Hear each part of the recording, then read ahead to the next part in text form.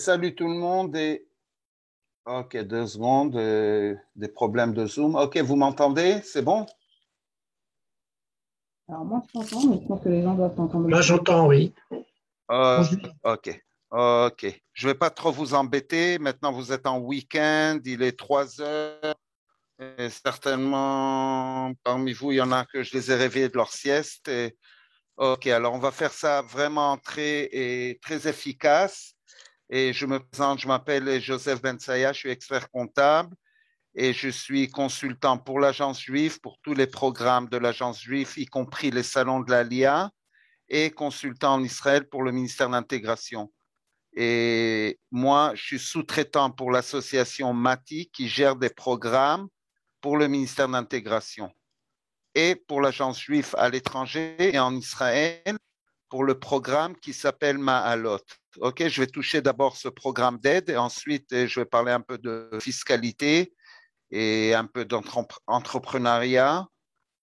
Ok, donc le programme Ma'alot permet aux Lim Hadashim jusqu'à l'âge de 62 ans d'obtenir des heures de consultation qu'elles sont offertes par le ministère de l'Intégration.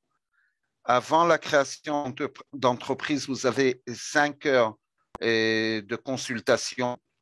Ensuite, après avoir enregistré une entreprise, sur n'importe quel statut, mais ça doit être une entreprise professionnelle qui est inscrite aux impôts, vous pouvez obtenir encore 15 heures de consultation. Et vous pouvez aussi obtenir un business plan pour avoir un prêt qui est garanti par l'État, que normalement, dans ces prêts, il faut un apport de 25% et il y a un taux d'intérêt aux alentours de 3,5% d'intérêt par an. Et on pourra obtenir un prêt jusqu'à 150, 200 000 shekels. Mais il ne faut pas oublier que dans l'alimentation, c'est des prêts qui sont très durs à obtenir. OK? Parce qu'en Israël, c'est comme ailleurs. Tout ce domaine d'alimentation et de restauration est très dur.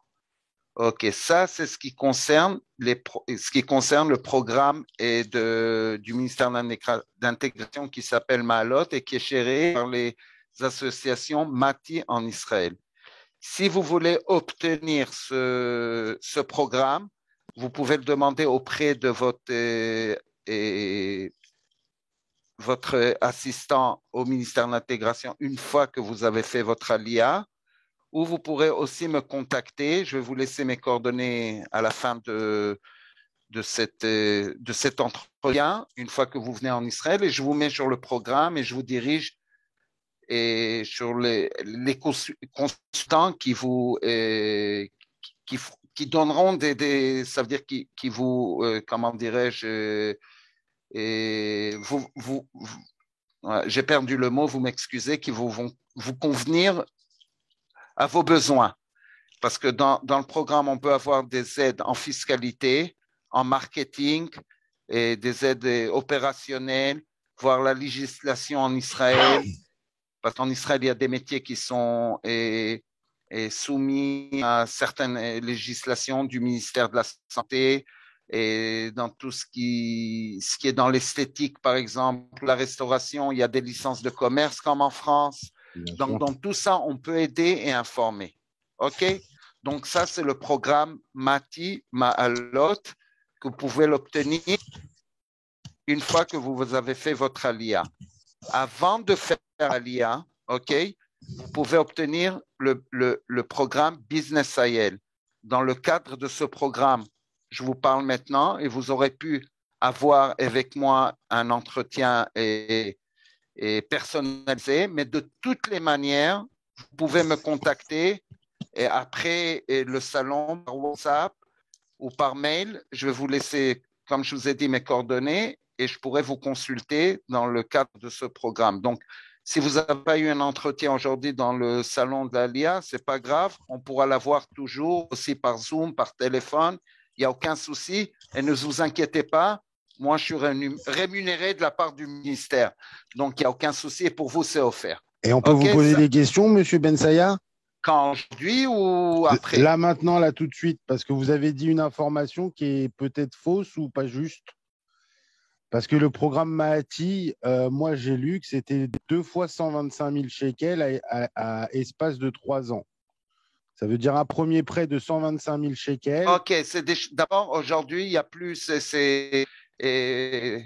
Rafi, je suis content que vous me contredisiez, mais il n'y a plus les prêts du ministère. Ok, maintenant, c'est des prêts qui sont garantis autrement. Il y a comme un pilot maintenant parce que ces prêts, ils ont été arrêtés, mais je ne veux pas rentrer dans les détails. Non, Le moi, c'est ce ministère que n'a j'ai lu plus sur le site de donné. Ok, Mahati.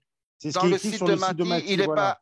Non, ils ont maintenant un pilot, un nouveau pilot, mais il y a les prêts qui sont garantis de l'État qu'on peut avoir plus que les 125 000 shekels. 125 000 shekels, c'était auparavant. Et même quand c'est en couple, on peut avoir même 200 000 shekels. OK, c'est pour ça que j'ai donné plus ou moins les sommes. OK? Ok, Mais on peut j'ai obtenir même compris. plus. Il y a des prêts qui sont garantis par l'État. Et si vous voulez rentrer dans les détails, alors tous ces prêts, ils ont été annulés. Il y a une période d'un an et demi, on ne pouvait plus obtenir des prêts qui sont garantis par le ministère. Il y avait rien que les prêts qui étaient garantis par l'État avec le Covid.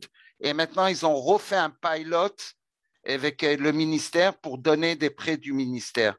Et même là, je crois que c'est plus que 125 000 shekels. Mais c'est tout. Maintenant, ils vérifient, c'est avec le nouveau gouvernement, avec la nouvelle ministre, de remettre et ces prêts qui sont donnés par le ministère de l'intégration. Sinon, il y a les prêts qui sont garantis par l'État.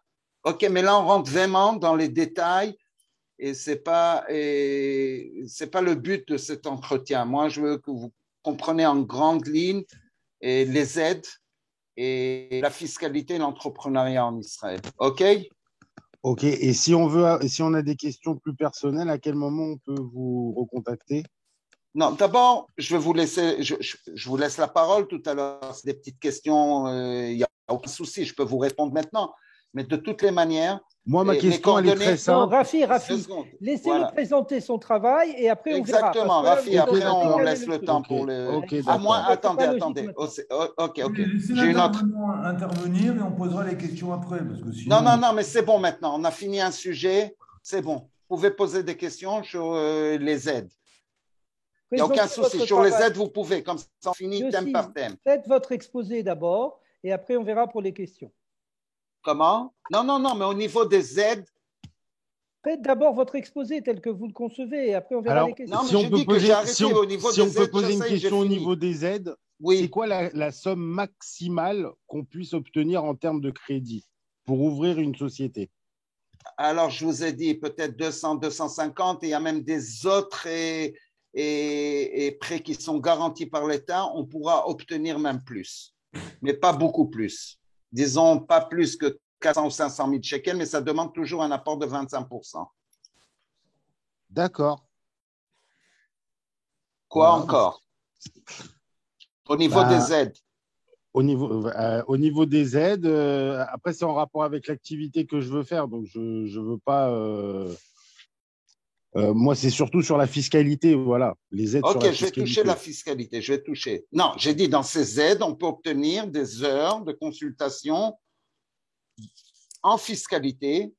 Moi, comme je suis expert comptable, dans ma mission, on me donne ce pouvoir d'informer. On appelle ça plutôt des informations et pas de la consultation parce qu'il y a l'État qui est derrière et qui ne veulent pas prendre la responsabilité si vous étiez mal et c'est Orienté. plutôt exactement, c'est plutôt de l'information, vous savez, parce que une consultation, c'est quelque chose C'est qui a moi qui beaucoup la derrière paye. ça. C'est moi qui vous paye la consultation. Non, Comme ça, c'est pas ça. C'est qu'il y a beaucoup de responsabilités. Dans le cadre de ces petites heures, le ministère ne veut pas prendre de responsabilité en consultation. OK? Bien sûr. OK. Alors, ça, c'est au niveau d'aide. OK? Et au niveau de l'exonération des 10 ans, qu'il n'y aura pas de malentendu. L'exonération, elle touche. Une autre fois, je parle ici en grande ligne et chaque cas diffère. Et dans chaque cas, on peut trouver des faits, des faits ou des trucs qu'on peut bouger à droite ou à gauche. Mais en grande ligne, l'exonération, elle touche tous les revenus qui sont produits et effectués à l'étranger, si c'est passif ou actif. Tout ce qui est effectué en Israël n'est pas exonéré. OK? Et je dirais plus que ça. Si vous avez une entreprise en France, elle génère des bénéfices d'entreprise en France. Ces bénéfices d'entreprise, ils sont imposables en France. Mais si vous gérez cette société à partir d'Israël, vous avez créé un établissement stable en Israël et vous devez payer sur cet établissement stable des impôts sur une part des bénéfices qui sont générés en France puisqu'ils ont été gérés d'Israël. OK?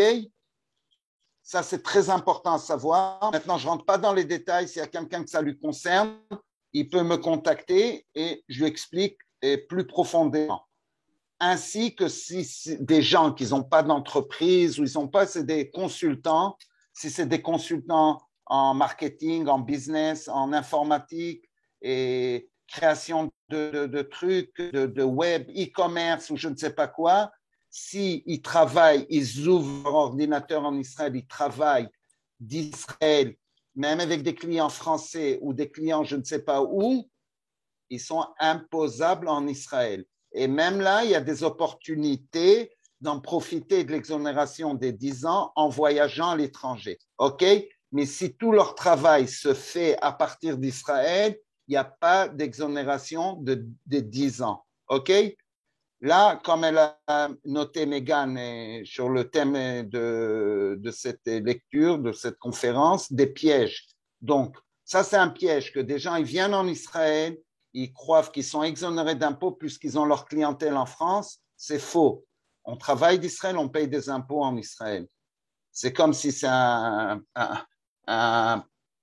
constructeur de voitures en France, et Renault, ils vendent ces voitures, disons, ils sont fabriqués en Turquie, mais disons qu'ils sont fabriqués en France, ils sont exportés en Israël, où ils se payent les impôts en France, pas en Israël. C'est pareil, vous exportez des services d'Israël, ils sont imposables en Israël et pas en France. Donc là, il n'y a pas d'exonération. Surtout l'exonération, c'est surtout les rémunérations passives, dividendes, retraites, revedances, ainsi de suite, ou des salaires, mais que pour ces salaires, on a travaillé en France, on fait des va-et-vient, OK? Il n'y a pas de salaire d'une société française à un salarié au lait qui travaille en Israël. Il peut obtenir un salaire en Israël, mais la société française doit s'inscrire en Israël en tant que société étrangère, ouvrir un dossier d'employeur aux impôts israéliens et payer les impôts de son employé en Israël. OK?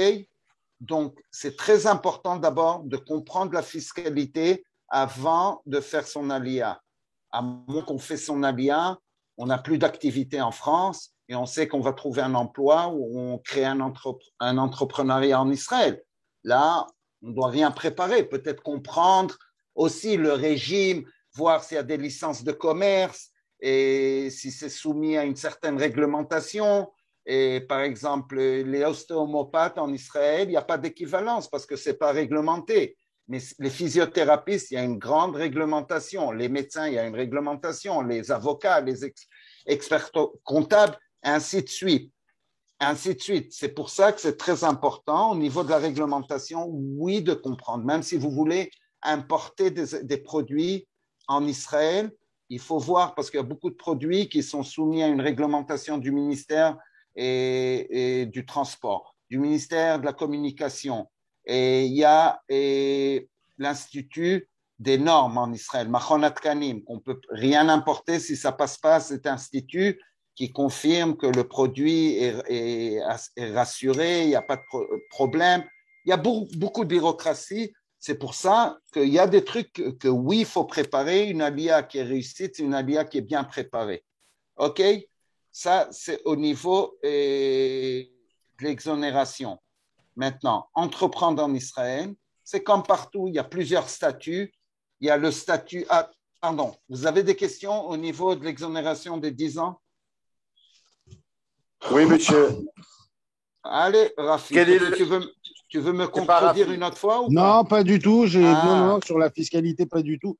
C'est juste par rapport aux autorisations que vous avez parlé. Si sur ça, je pouvais poser une question par la Allez, suite. vas-y. Si je peux te répondre maintenant, avec grand plaisir. Moi, c'est sur l'activité de l'alimentaire. Moi, on m'a Oui. dit, avant de faire quoi que ce soit, il faut aller voir le Misrad à Briut. Voilà. Par exemple, Misrad Abriut, ça peut être aussi Misrad Chaklaout. Ça peut être beaucoup. Il faut avoir d'abord une licence d'importateur et ensuite voir le produit et voir toute la réglementation. Maintenant, il y a j'ai oublié le terme en français et c'est un terme qui m'échappe. אתה יכול להגיד לי בעברית אם אתה רוצה. Tarif המכס. אוקיי. OK? Il y a ce qu'on appelle tarif המכס. Non, non, non, il y a un mot spécifique. Et dans le tarif המכס, oui, c'est comment dirais-je, c'est le catalogue, je dirais le catalogue de la douane. Et là-bas, chaque produit mondialement, il a son nomoculus. Il est répertorié avec la taxe. Il y a le nomoculus, comment on appelle ça? La nomenclature. La nomenclature douanière. Comment? La nomenclature. La nomenclature douanière. Non, on m'a dit un autre terme. Mais c'est pareil, on met le numéro et quand on met ce numéro dans ce catalogue qui est en ligne, ça s'appelle Tarif HaMeches, on voit toutes les douanes, ou si c'est la douane, en Israël il y a aussi la taxe d'achat, ça s'appelle Masknia, et toute la réglementation là-dessus. On voit d'abord s'il y a de la douane à payer, peut-être que c'est zéro. De toutes les manières, il y aura toujours la TVA à payer. Mais la TVA, si c'est une entreprise, elle pourra la récupérer. Mais ce qui est très important, on voit si c'est soumis à une certaine réglementation, si c'est du ministère du Transport, comme je vous ai dit, communication, et ministère de la Santé, ministère de l'Agriculture. Et c'est là-bas, et si ça doit passer, l'Institut des normes, Machon Atkanim. C'est là-bas où on voit tout, OK? Si on voit que tout est net et clair, on peut importer la chose tranquillement, même par Ben Gurion dans une valise et rien que déclaré à la douane, à l'aéroport. Mais si on voit qu'il y a une réglementation, il faut s'y prendre et faire toutes les démarches. Et si c'est l'Institut des normes, il faut emmener quelques produits qui les examinent et ensuite ils vous donnent l'autorisation de les importer et pas être bloqué avec un... En général, c'est le transitaire qui s'occupe de toutes ces démarches. Non, ça c'est sûr, mais si tu veux faire une petite étude, Gabriel, en France, avant de l'ALIA, tu as une petite idée d'importer, je ne sais pas, des lunettes, et tu veux voir la réglementation, tu rentres et tu vois. C'est sûr que si tu es déjà dans le business, tu viens en Israël et tu continues ton business qui est en France et tu connais déjà le business, c'est sûr que tu prends un transitaire et tu travailles avec, c'est le mieux. Mais si tu veux faire une petite étude avant, pour pas avoir des surprises quand tu viens en Israël, OK? Et c'est là-bas où on voit tout. Dans le tarif HaMeches, on voit tout.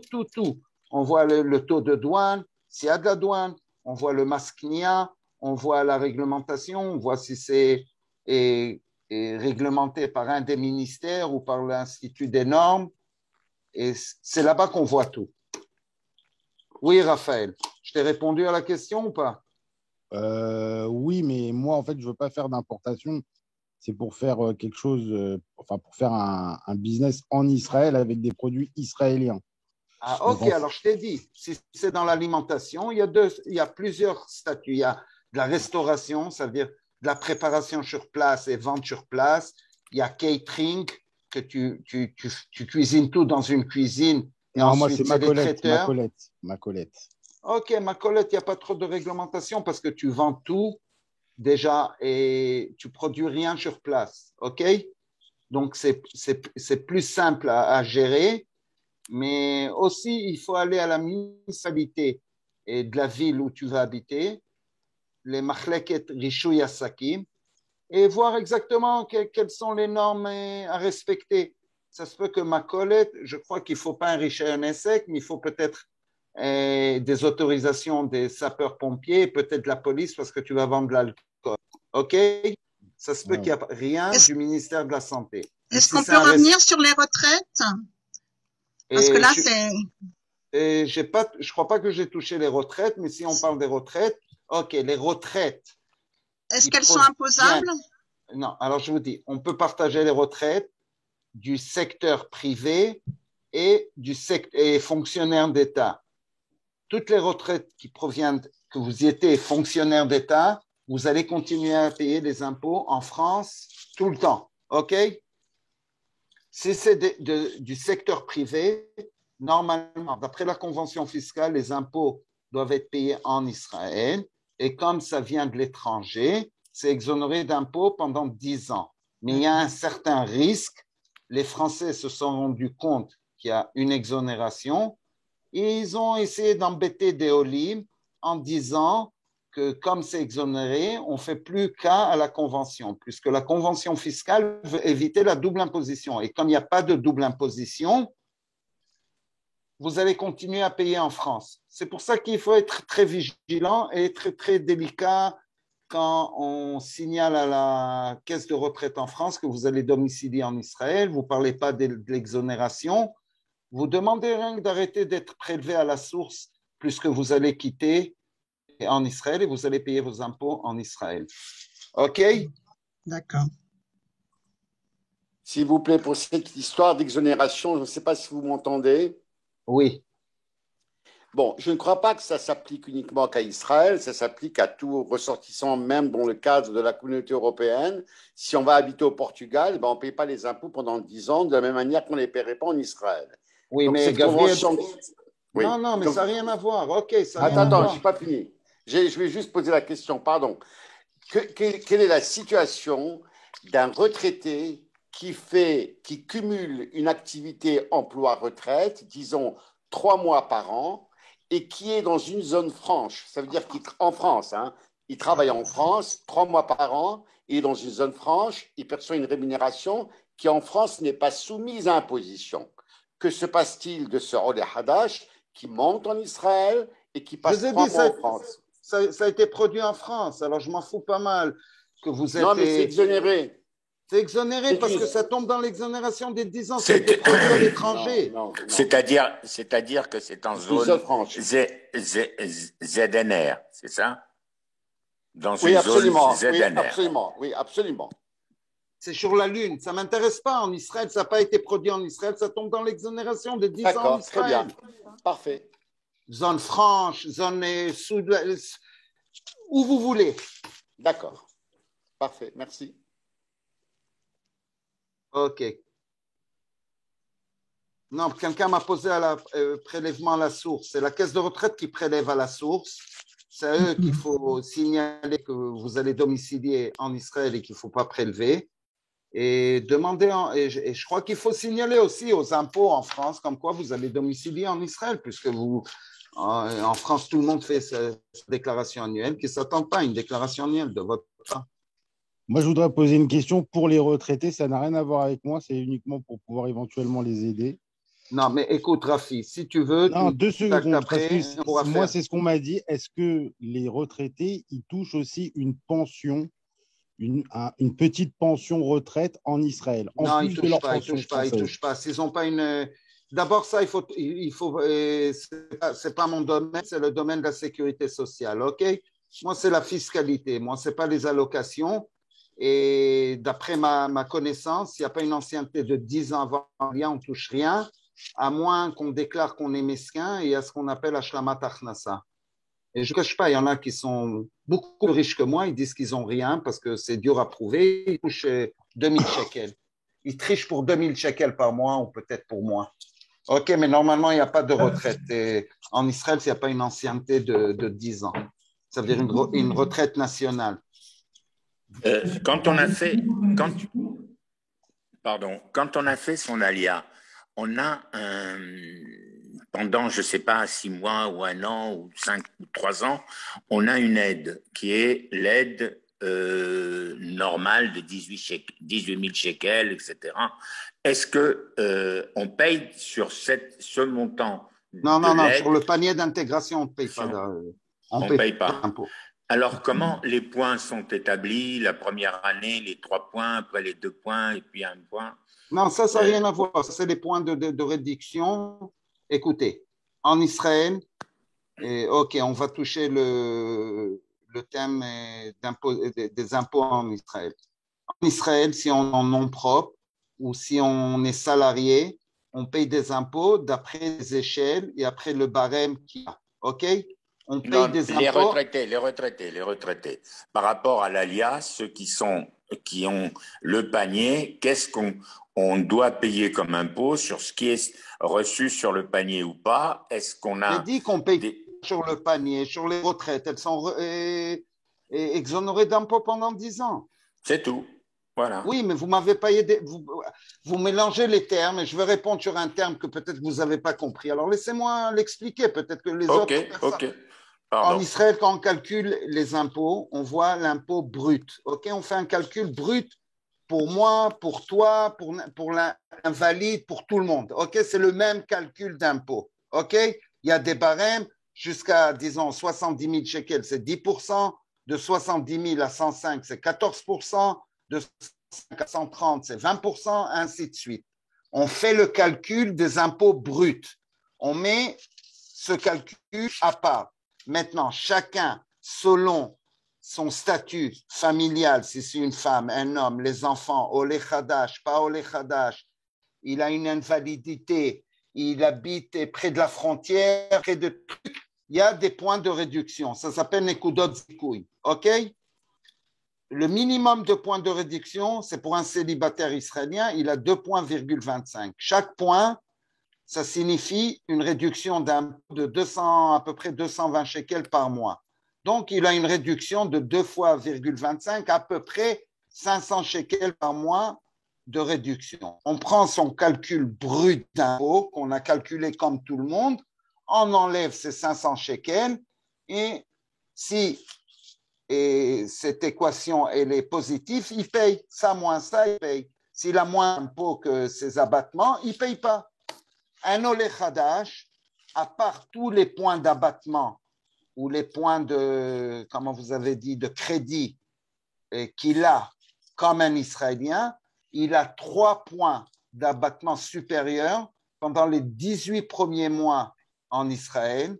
Ensuite, 12 mois, il a 2 points d'abattement et encore 12 mois, encore 1 point d'abattement. Ça veut dire que pendant 42 mois, il aura des points d'abattement. Mais la période, elle commence à partir qu'on a mis les pieds en Israël. C'est-à-dire, si on ne travaille pas 42 mois et on commence à travailler au bout de 3 ans et demi, 42 mois, c'est 3 ans et demi, on ne peut pas obtenir ces points de crédit. Ce n'est pas logique parce qu'il y a des Olim qui se mettent à travailler au bout d'1 an.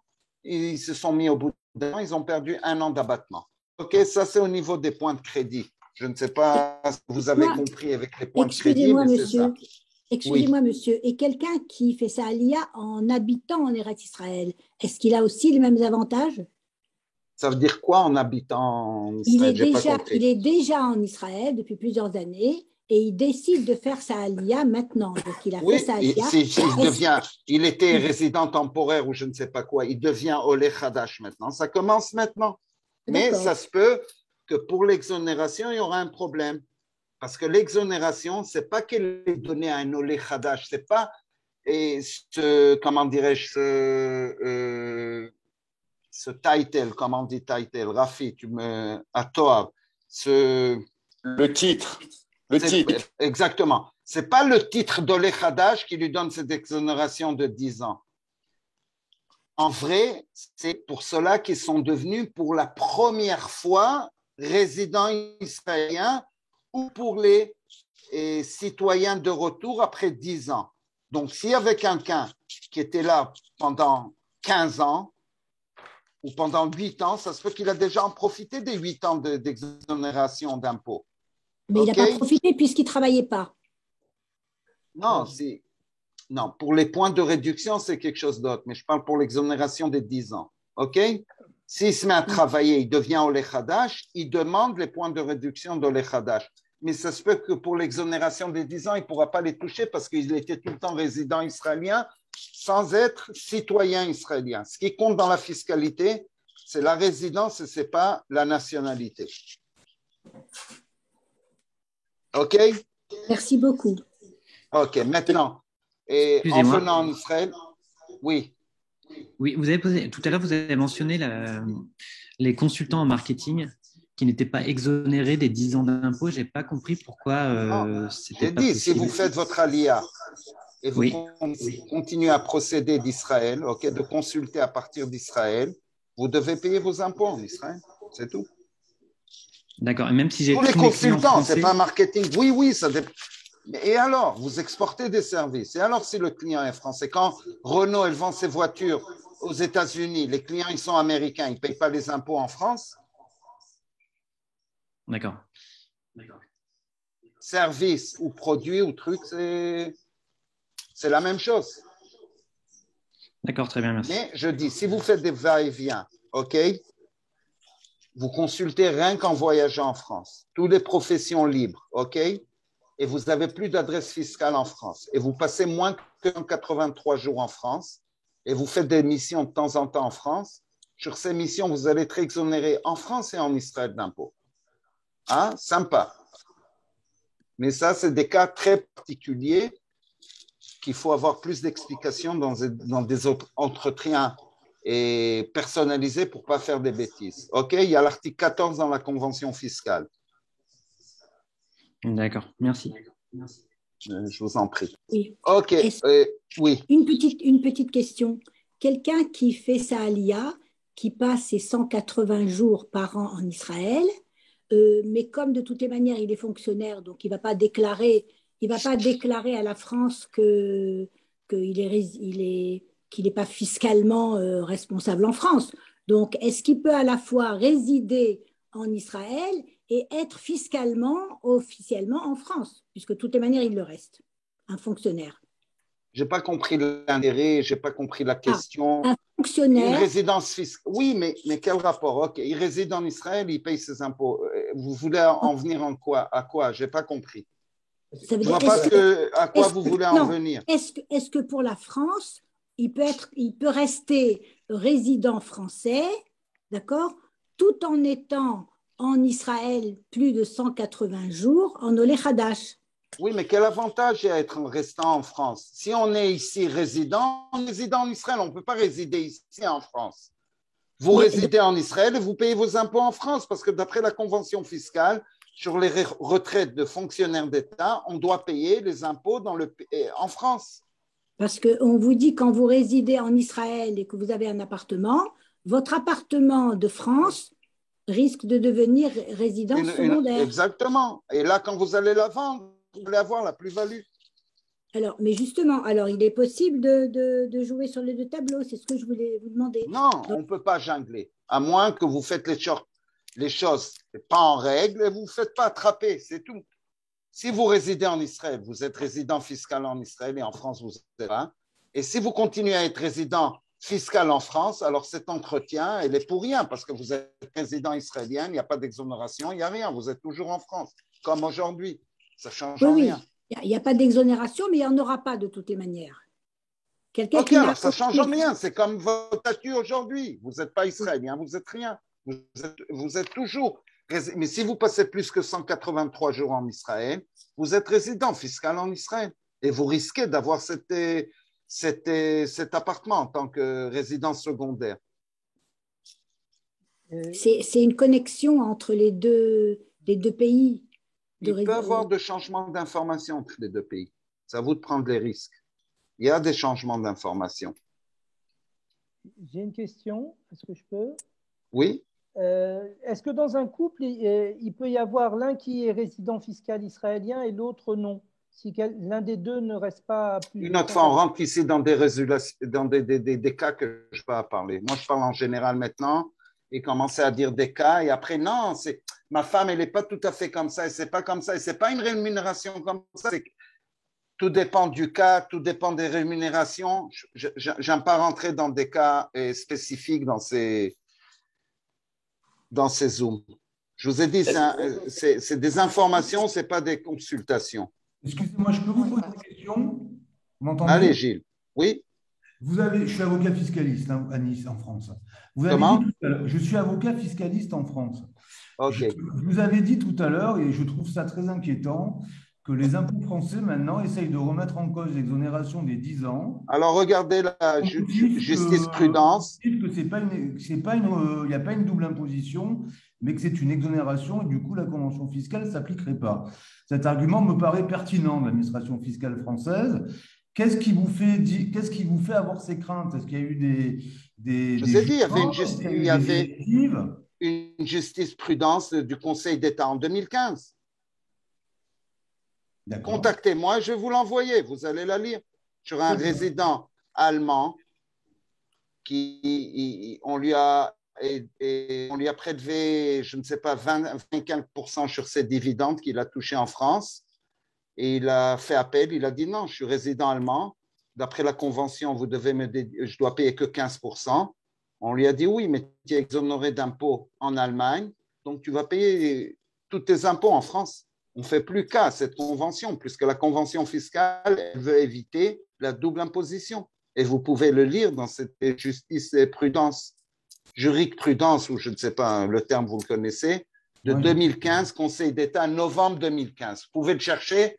Et attendez, si vous voulez, je vous donne le numéro de cette 2 secondes. Non, mais c'est bon, on ne va pas polluer l'intervention. Vous la trouverez. Non, ça va, on ne la pollue pas. C'est le CO2 qui la pollue, ou tout cela qu'ils ont fait les coups de TVA sur la CO2. C'est fini le CO2. Ils ont fait tchouva. Ils vont recommencer. Quel tchouva, cela? Ils continuent en Israël avec des autres trucs. Raïta est à Seret de Netflix. Non, Dafka Après, non, moi, je n'ai pas vu le film. Je ne l'ai pas vu, mais je vais le voir. Mais j'entends assez de ce qui se passe ici avec tous les call centers, CO2. Comment il s'appelle le mec qui entole Chikli. Non, Chikli, c'est le coup du président. Je connais tous les coups. Non, Mimran. Le malin Mimran. Il a dit, mon père, il a dit au juge, mon père, il m'a dit de l'écouter. Je ne l'ai pas écouté quand j'étais jeune. Yossi, j'ai une question pour vous, s'il vous plaît. Allez-y. En matière d'exonération, prenons le cas de quelqu'un qui veut faire sa demande. C'est notre cas, on veut monter en Israël. Seulement, on va différer notre installation en Israël disons, on va essayer d'opter pour la nationalité dans les semaines à venir, mais notre aliyah ne sera effective, disons, que dans 15 mois. Est-ce que ces délais, est-ce que ça reporte d'autant l'exonération à venir pour 10 ans? Et d'abord, vous pouvez demander à l'État d'être sur un temps de sursis d'1 an. Ça s'appelle Troufat Istaglout. Et deuxièmement, ça se peut qu'après, vous allez devoir argumenter avec les impôts. Ils vont vous dire non, vous êtes résident. Je ne peux pas vous rassurer que ça va être remporté de 15 mois. OK. D'accord, merci. OK. Et moi, j'ai une question. 2 secondes.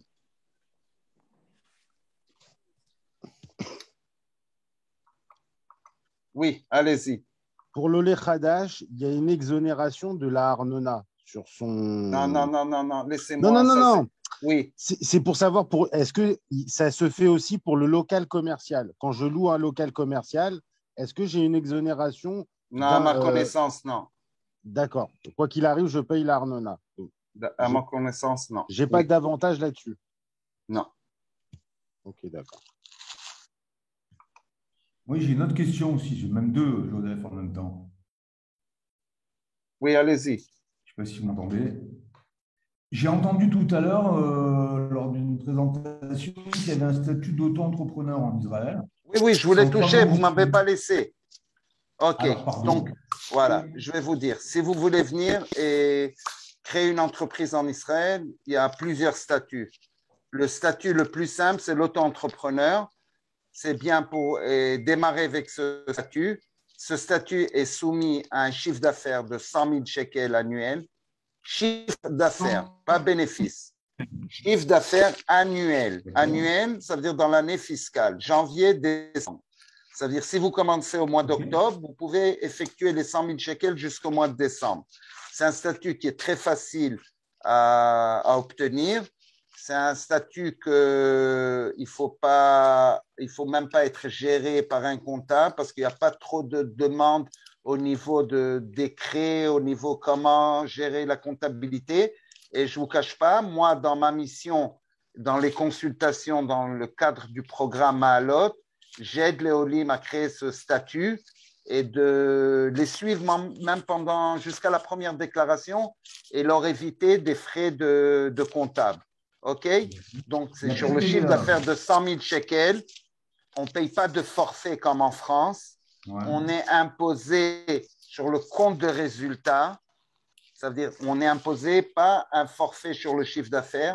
Sur le compte de résultat, on paye les impôts et la sécurité sociale. OK? Et en Israël, à partir de 2017, on est obligé de cotiser pour la retraite. OK? Mais ça, je vais rentrer dans les détails pas maintenant. Ça, c'est le premier statut. Ensuite, quand on ne peut pas déduire TVA, on facture la TVA. Ensuite, le prochain statut, c'est le Osek Mourché. Osek Mourché, c'est une entreprise en nom propre qu'on est de nouveau, on est soumis à la TVA, on doit faire des déclarations mensuelles, on doit être accompagné par un comptable, expert comptable pour faire les déclarations tous les 2 mois, on doit gérer une comptabilité. En fin d'année, on fait la déclaration fiscale et aussi on est imposé sur le compte de résultat. Il n'y a pas de salaire, on ne peut pas se tirer un salaire. Ce qu'on a gagné, on paye là-dessus des impôts. Le prochain statut, c'est une SARL, mais ça ne vaut pas le coup. Il y a un seuil, disons, de 60 000 shekels de bénéfices mensuels, ou s'il y a beaucoup d'investissements dans l'entreprise, on doit créer cette SARL. Et les SARL, on peut se tirer une fiche de paye. Et aussi, la SARL, elle est imposée sur les bénéfices, mais après, après les salaires, l'imposition sur les sociétés en Israël, c'est de 23%. Et sur les 77 qui restent, et on veut tirer en tant que dividende, on paye 30% sur les dividendes. Mais on n'est pas obligé, on peut gérer ces bénéfices, les réinvestir. Et les salaires, c'est des barèmes. Sur les salaires, comme je vous ai dit, peut-être que l'imposition est un peu plus forte qu'en France. Et les Olim, ils ont cette exonération, ces points de crédit sur les salaires ou sur le compte de résultat quand ils payent des impôts. C'est tout. Maintenant, toujours, on peut débuter avec un statut et, fur et à mesure, switcher à l'autre statut. On peut commencer auto-entrepreneur, devenir Osek Mourché, que c'est l'entreprise en nom propre, et ensuite, on voit qu'on a vraiment exploité le business et on est obligé d'avoir... Et on exploite en société, en SARL. Une SARL, elle doit être ouverte et avoir son cabis au ministère de la Justice. Une fois qu'on a tous les statuts du ministère de la Justice, on ouvre un compte en banque. Et une fois qu'on a le compte en banque et les statuts du ministère de la Justice, on va à la TVA et on s'enregistre. Quoi qu'il en soit, en Israël, et le premier pas, il se fait à la TVA. C'est la TVA qui vous donne le statut et ensuite, parallèlement, on s'inscrit aux impôts et on signale à la sécurité sociale qu'on a commencé une activité. Tant qu'on est en nom propre. Si c'est une société, on doit s'inscrire aussi, ouvrir un dossier d'employeur aux impôts et à la sécurité sociale, que là-bas va se faire tous les prélèvements et les paiements des impôts des employés dans ces dossiers d'employeurs aux impôts et à la sécurité sociale. OK. Et il y a les SCI, les sociétés immobilières, mais on ne va pas rentrer dans les détails. Et il y a la société familiale, c'est une société, ça veut dire à garantie limitée, mais l'imposition, elle est comme une imposition d'un particulier. On prend et on met tous les impôts sur le gérant, le majoritaire, il paye comme s'il était en nom propre. OK? Des fois, ça vaut le coup de payer comme ça et pas les 23% et les 70%, les 23 et les 30 sur les 77, mais on est au moins protégé comme on est en société. Maintenant, en Israël, être en société, ça ne veut pas dire qu'on est 100% protecté, parce que quand on va à la banque, tout le temps, ils vont vous demander de signer des garanties personnelles. Donc, on ne peut jamais se cacher vachement, vraiment, derrière une société. Où vraiment il y a un intérêt qui est un intérêt qu'on ne peut pas le contredire, c'est vis-à-vis des employés. Si on fait banqueroute en société, les employés ne peuvent pas toucher le gérant. Il y a une certaine manière de demander banqueroute au tribunal de la société. Une fois qu'ils ont ce verdict comme quoi la société l'a fait banqueroute, ils vont à la sécurité sociale, ils sont payés tous les salaires. Mais si on est en nom propre, on n'a pas payé de salaire, ils peuvent nous suivre pour toucher leur salaire. Donc, c'est le seul vraiment avantage en société. Et maintenant, je ne parle pas au niveau de marketing, être en société ou en nom propre, ça change un peu les choses. OK, je crois qu'on doit s'arrêter. Si vous voulez noter mes coordonnées, et le mieux, c'est même de m'envoyer un WhatsApp. Donc, mon numéro, c'est le plus 972. Ce n'est pas la peine du 0, c'est 52, 8 311 700. OK? 52 8 311 700. Mon adresse email, c'est triple du nom 3 en anglais, win, W-I-N, et tout attaché, triplewin.cpa, C-P-A, Charlie, Papi et Alpha, @gmail.com.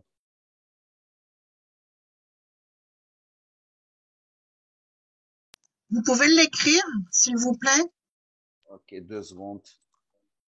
Non, parce que là, j'ai plus le temps. Merci beaucoup, en tout cas. OK, c'est Triple Win. Envoyez-moi un WhatsApp et je vous écris le mail. Je ne me suis même pas levé à Quel est votre nom, monsieur? Quel est votre nom? Ah, pardon, Joseph Bensaya. Bensaya. Bensaya. Okay. Il est écrit dans le chat. OK. Et